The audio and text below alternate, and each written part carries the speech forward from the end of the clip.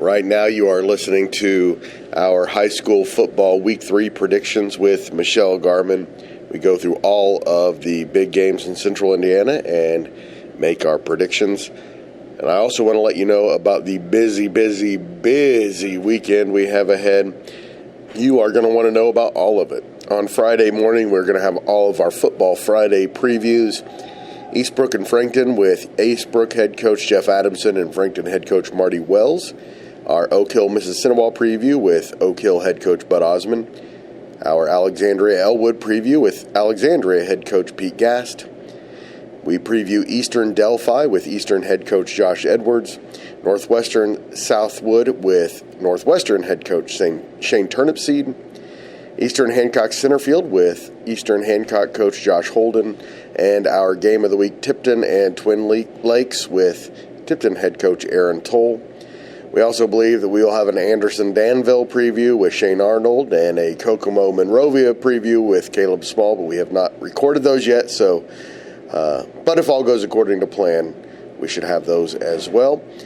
Late on Friday, probably first thing Saturday morning, we will have our Friday night scoreboard show with all of our high school football scores and highlights from Central Indiana and the top games around the state. Friday is our college football preview day. We'll have an IU Kennesaw State preview with Grant Schaus and Mike Hutzel, a Purdue Southern Illinois preview with Jake Dunn, and our college football prediction show with Eric and Ryan Robinson. And on Saturday, we'll have a fever report with John Robertson and Michelle Garmon. Will Rutherford's NFL Media Picks competition Saturday morning. Our Colts-Dolphins preview with Sam and Will on Saturday afternoon. Then we'll have reactions from the IU and Purdue games. We will also have a Colts reaction after Sunday's game against the Dolphins. And NFL and college football recaps after the games. Man, so much. Our high school football recap is Tuesday with reviews from local reporters and our awards and our Central Indiana Top 20 Power Poll. It's a lot of fun. Please join us on Tuesday. So much going on.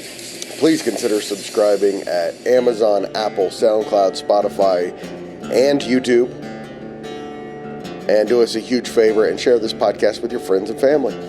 And help spread the word that the Central Indiana Sports Report is here talking about Central Indiana sports every single day. You're listening to the Central Indiana Sports Report with your host, Greg Mengelt. Welcome, high school football fans, to the Central Indiana Sports Report and our Week 3 previews and predictions with Michelle Garmon.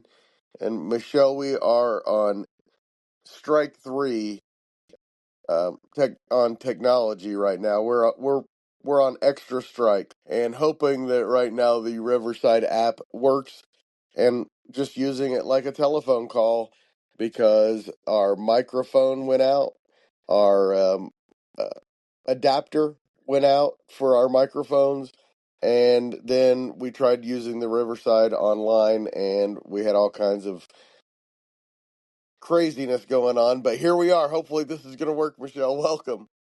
Thank you. I'm always happy to be here. I hope it works too. I don't know. Maybe it has something to do with some of the crazy weather going on outside too. And as of right now, you sound fantastic. Knock on wood. Here we go. I'm embarrassed about this, Michelle. I'm about to read you the standings, and I'm going to start in last place for the Central Indiana Sports Report Media Picks competition. I am in last place with 161 points, and it's not even very close. You are in next to last, Michelle, with 170. And then Kevin Helfrich and Cody Emerson, 172. Grant Schaus, 174. Sam Frick, 176. Cade Hampton has 181. And then the top two are way out in front of everybody. Elijah Poe, who's taken the strategy of just taking the favorites in almost every game, has 201 points, and he's a 1 point behind the Indianapolis Stars' Kyle Nedenrip, who is in the lead after 2 weeks. Kyle is well versed on a lot of these teams, so Yes, he is.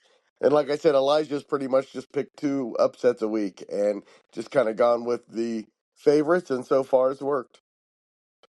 well, I guess that's one strategy. That is a strategy. And here we go for our Week 3 games, Michelle. And as always, every game is worth 10 points. The favorite will be worth fewer points than the underdog. And we start with the games that are one team is worth 9 points, the other team is worth 1, which means we expect a blowout and a very unlikely upset. So I'm just going to go through all 5 of them, Michelle. Tell me if you disagree on any of these. Blackford's worth 9 points. Madison-Grant is worth 1. I assume we're taking Madison-Grant. Oh, yes. Alexandria was worth 1. Elwood 9. I'm just going to assume we're taking Alexandria. Yep. Anderson's worth 9. Daleville is worth 1. I know you might want to hesitate a little on that one because of the win last week, but I'm taking Danville. Sorry, Shane. yeah. Marion is worth 9 at Center Grove, which is worth 1. Center And Grove. as much as we respect what Yorktown's done so far, going to 2-0, they are worth 9 points. New Palestine is worth 1. Hello, Yorktown. You're taking your first loss this weekend. They are indeed, and so is everybody else who's playing New Pal this year. So, Yep. that is no offense to Yorktown. No. Michelle, there are 9 games that one team is worth 8 points and the other team is worth 2. One of those, however, is in our 5 games to watch, so we're going to move that to the end. And stop me if you like the underdog in any of these, or if you just want to say anything about the games, Michelle. Eastbrook is worth 2 points. They are at Frankton, worth 8. Who do you got? Oh, Eastbrook. Shenandoah is worth 8 points at Lapel, which is worth 2. Shenandoah 1-1 on the year. Lapel 2-0. Lapel. Eastern is worth 2 points at Delphi 8, trying to tempt you a little bit. Eastern's 2-0. Delphi is 1-1. Any chance you like the Oracles at home? No. I'm going with the Comets. Western's coming off their first win in the last 2 seasons last week over North Montgomery. This week is a different story. Lutheran comes to town, the state runner-up in Class 2A last year. Lutheran is worth 2 points. Western is worth 8. Will you take the upset? No. Northwestern is worth 2 points, and they are at Southwood, which is worth 8. Both teams are 0-2 on the year. We talked to Northwestern head coach Shane Turnipseed for the first time, and we're going to have a preview of that game with him, Michelle. I assume you're going to take Northwestern in this one as well, right? I am. We have not diverged at all yet, Michelle. Greencastle is worth 2 points at Frankfort, which is worth 8. Both teams are 0-2. Take the hot dogs in an upset. No, I'll stay with Greencastle. And here's one, Michelle, that's interesting because a couple of weeks ago, I think this might have been a 6-4 game in my mind, but Newcastle's worth 8 at Pendleton Heights, which is worth 2. Pendleton's 2-0. They beat Guerin Catholic 34-0 last week. They are up to number 10 in Class 4A. Yeah, at Pendleton Heights, they're going to be 3-0 after Friday. Westfield, I didn't make this a 9-1 game because Westfield showed a little vulnerability this week. They go to Zionsville. I say Westfield's worth 2, Zionsville worth 8. Any chance of the upset? I would love it for the Fennessy family, but I don't think so. Westfield, I think, will win. Carmel is definitely back in the state championship contention discussion, Michelle, and they host one of the best high school football programs in the Midwest in Centerville, Ohio, although Centerville has been down the last couple of years, and they're 0-2 this year. I have Centerville worth 8 points, Carmel worth 2. You like the Greyhounds? Yeah, I do. I know Anthony Colner, their quarterback right now, is playing with a bruised thumb and everything, but he's a tough kid. And I think it's his cousin that is creating havoc in opposing backfields. So, yeah, I'm going with Carmel. Me too. Michelle, there are 9 games where one team's worth 7 and another team is worth 3, but one of those is in our games to watch. So we're going to do 8 of them right now, and we're going to start with one I think might be our first disagreement. Class 3A number 18 Guerin Catholic is at 2A number 9 Heritage Christian. Both are 1-1. I have Guerin worth 3 points. Heritage Christian worth 7. Oh man, that's a tough one.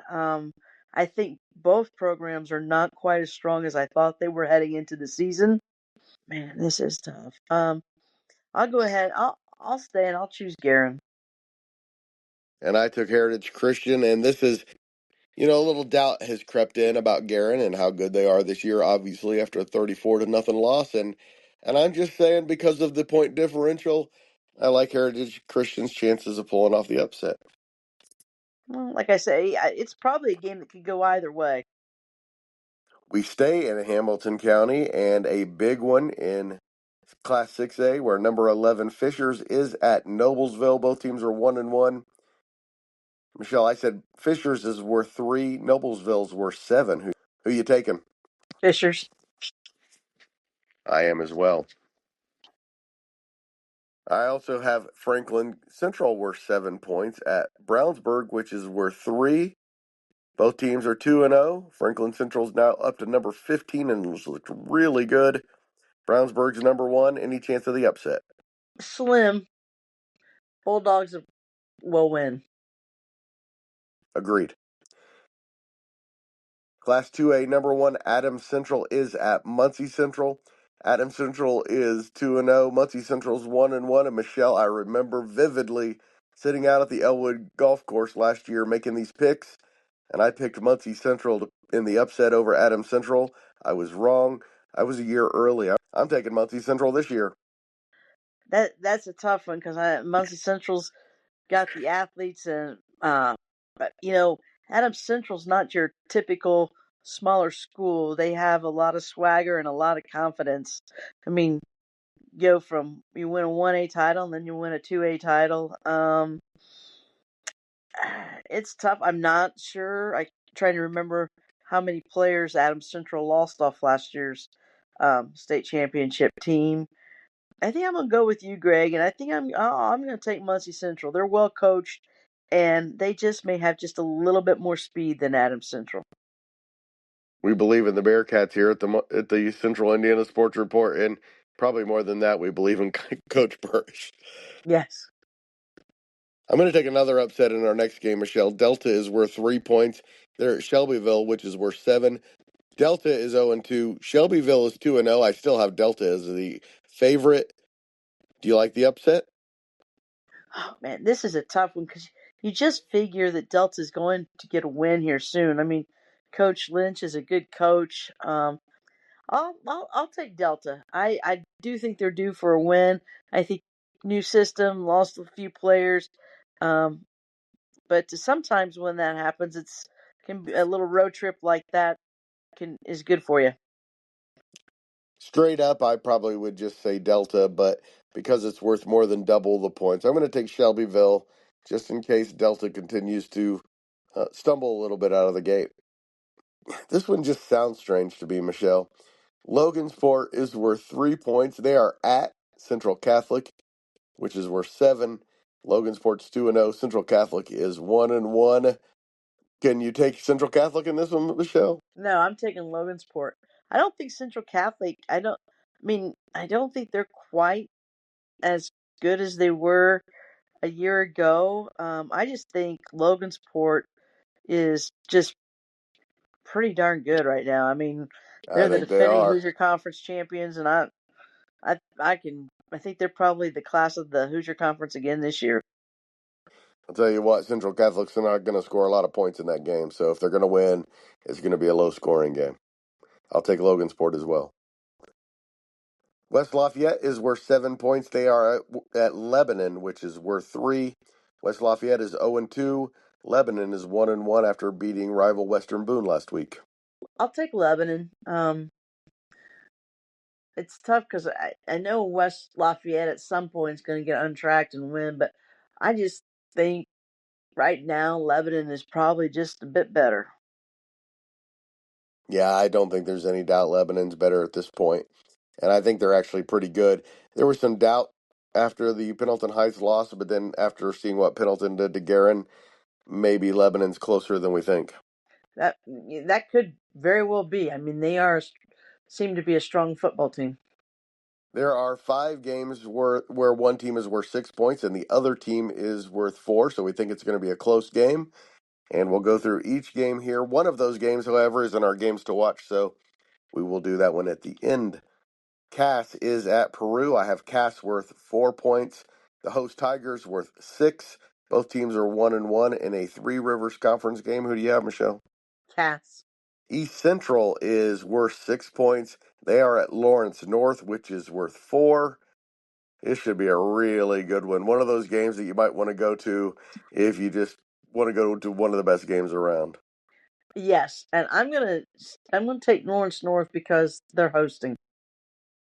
And I'm going to take East Central. And I'm going to take East Central to win that one.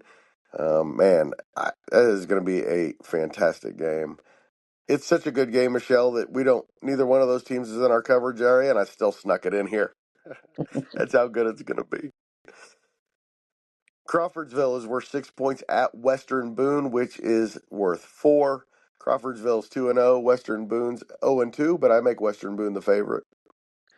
Oh man, I'll take Western Boone. I think they played 2 really pretty good football teams to start their season, so I'll take the Stars. So will I. Cincinnati St. Xavier is at Cathedral. St. Xavier is worth 4 points. Cathedral worth 6. Can the Irish pull off the upset? It'd be tough, but gosh, Yeah. I'll take Cathedral. I'll take St. Xavier for the win. There are 4 games, Michelle, I consider toss-ups, but 2 of them are in our games to watch, including our game of the week. So there are only going to be 2 here before we get to our games to watch. One of those is 0-2 Kokomo at 0-2 Monrovia. I have it a toss-up, Michelle. Who do you got? I know they're banged up, but I'll take the Wildcats. So will I. And 1-1 Eastern Hancock is at 2-0 Centerville, which is Class 2A number 18. I think it's a toss-up. Who you got, Michelle? Centerville. I'll take Eastern Hancock, so we split on that one. That's going to be a really good game. Centerville won both games last year, and both of those games came down to the last minute, so I'll take Eastern Hancock. Now, Michelle, to our 5 games to watch, and we start with another one of those games that I can consider a complete toss-up. 2-0 Avon is at 2-0 Hamilton Southeastern in a clash of 6A powers. In a Hoosier Crossroads opener, Michelle, Avon or Hamilton Southeastern? Avon. Man, that's tough. I think Hamilton Southeastern's really good. Avon got me some points last week in a big upset, and they've beaten 2 really good teams. Yes, they have. I'm gonna take the Royals anyway. I'm a believer. I believe Hamilton Southeastern gets the win here. Our second game to watch, Clinton Prairie is 1-1. They are at Clinton Central, which is 2-0 in a Hoosier Heartland Conference opener. I have Clinton Prairie worth 3 points. Clinton Central worth 7. Can the Bulldogs beat the Gophers?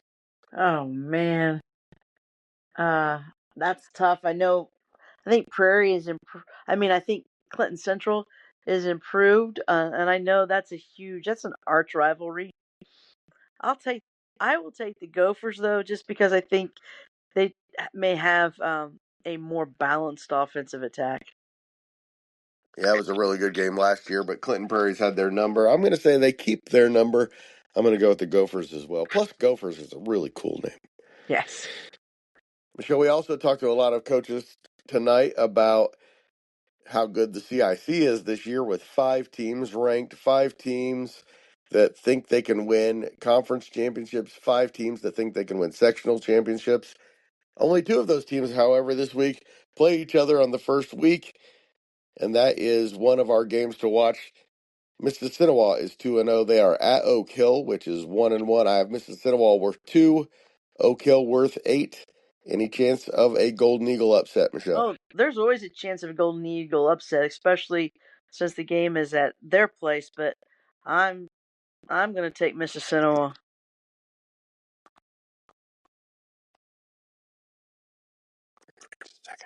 Mistake here.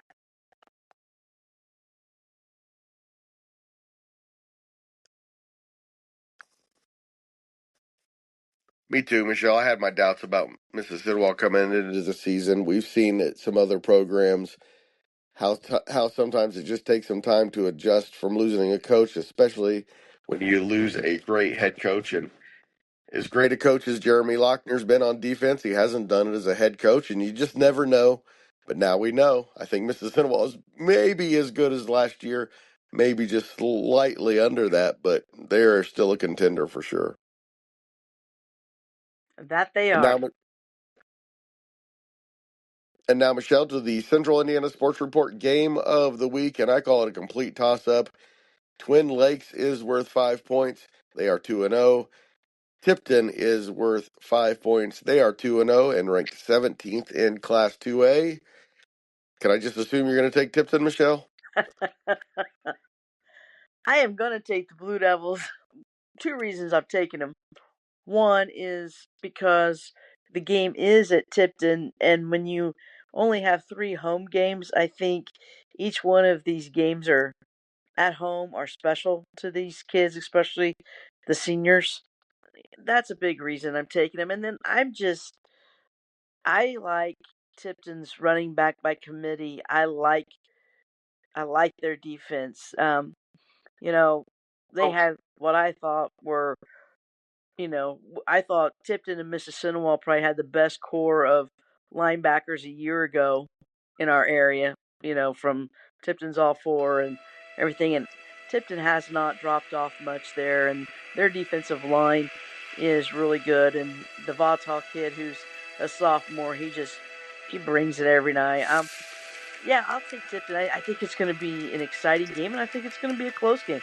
Kevin O'Shea has had the Blue Devils number, and he's just an outstanding coach. So I think probably it will come down to whoever makes fewer turnovers and who can actually get their running game going so that the other team can't just blitz the quarterback all the time because they're in a passing situation. Michelle, I came into this night prepared to pick Tipton, and then Coach Toll convinced me that Twin Lakes is really, really good. So I'm going to take Twin Lakes because Coach Toll convinced me. This is the game last year where Quinn kind of ended up winning the starting job. I just like the way Quinn plays. He's just for a sophomore, he's so mature and so level-headed in there. And I, just kind of like like Brady Gass at Alec. I think it can, the hardest thing can be sometimes to play for your dad and be and not just play for your dad, but to be the quarterback playing for your dad. Sometimes, people don't realize how mentally tough those kids are because they just have to be. Michelle, I mentioned this before you and I started podcasting tonight, but just want to reiterate it to everyone. We have our Friday football previews coming up on Friday morning, first thing in the morning, and we have a whole bunch of them for you, including Tipton and Twin Lakes with Coach Toll, Eastbrook at Frankton with Coach Adamson and Coach Wells, Elwood at Alexandria with Coach Gass, and that's less than half of them, Michelle. So just want to remind everybody that we will be talking much, much more about these games coming up on Friday morning. It's a great way to get previews of upcoming matchups because, our coaches that we interview, I thought all of our coaches tonight were great, and they just give such wonderful insight. Always love doing that on Wednesdays over at the golf course with you, Michelle. Thank you so much for your time, and good night. Good night.